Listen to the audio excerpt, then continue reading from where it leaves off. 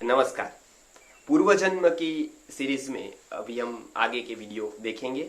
पिछले वीडियो में हमने देखा था कि पूर्व जन्म या पुनर्जन्म ये एक आयुर्वेद मान्य सिद्धांत है, या तो एक कुदरत का ही एक सिद्धांत है, वो आयुर्वेद ने स्वीकार किया है, जैसे और कुदरत के सिद्धांतों को भी आयुर्वेद ने स्वीकृत किया है।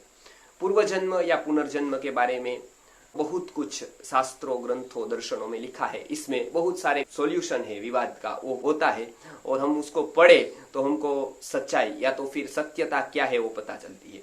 पुनर्जन्म और पूर्व जन्म के बारे में बहुत संप्रदाय ऐसे बताते हैं कि बिल्ली मरकर बिल्ली ही होती है, कुत्ता मरकर कुत्ता ही होता है, भेड़ बनकर भेड़ ही होता है, बकरी मरकर बकरी होती, गाय मरकर गाय होती है। ये सही बात है? देखते हैं।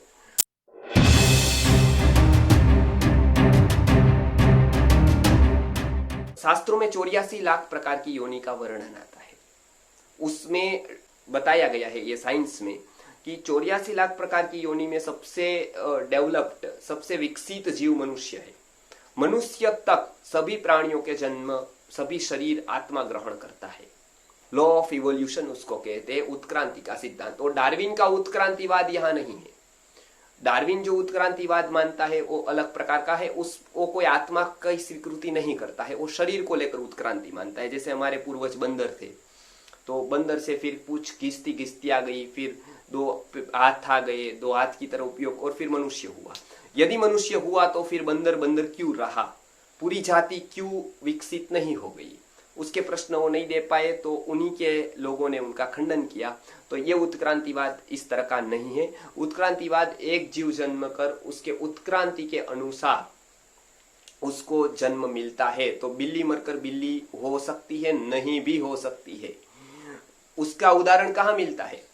बहुत जगह पर मिलता है। जैसे भागवत में कथा है जड़ भरत की, भरत का यदि आसक्ति रही तो वो मृग में आसक्ति रही तो वो मृग बन गए। बहुत सारे पशुओं की भी ऐसी कहानी आती है, वो मरकर मनुष्य योनि में आए, मनुष्य से मरकर पशुओं में गए। तो मनुष्य कहीं पर भी अलग अलग लोक के जीव है, पशु भी है, उसमें भी जा सकता है सभी दर्शनों के हिसाब से। अब जो ऐसा बता रहे हैं बिल्ली मरकर बिल्ली होगी, उसका कोई दार्शनिक, 6 दर्शन और 3 और जोड़ दीजिए अवैदिक दर्शन, तो कोई दर्शन ऐसी कोई मान्यता मानता ही नहीं है, ऐसे कोई सिद्धांत को पुष्टि नहीं देता है। तो ये ऐसा नहीं है कि बिल्ली मरकर बिल्ली होगी, कुत्ता मरकर कुत्ता होगा। कोई भी प्रश्न शास्त्रों में से कर सकता है। हम दर्शन शास्त्र के आधार पर यह बता सकते हैं कि दर्शन शास्त्र का कोई भी सिद्धांत इसको पुष्टि नहीं देता है। ये पहली बात। दूसरी बात, मनुष्य मरकर मनुष्य ही होता है ऐसा भी नहीं है। मनुष्य मरकर, जैसे मैंने जड़ भरत का उदाहरण दिया, ऐसे उपनिषदों में बहुत सारे उदाहरण है कि मनुष्य मरकर भी कोई योनि में जा सकता है और भी कोई मनुष्य में आता है। 2 सृष्टि नहीं है, एक ही है, और वो एक अखंड है। मनुष्य भी है, मनुष्यतर भी है, सभी है। वो कर्म के हिसाब से सबका न्याय होता है।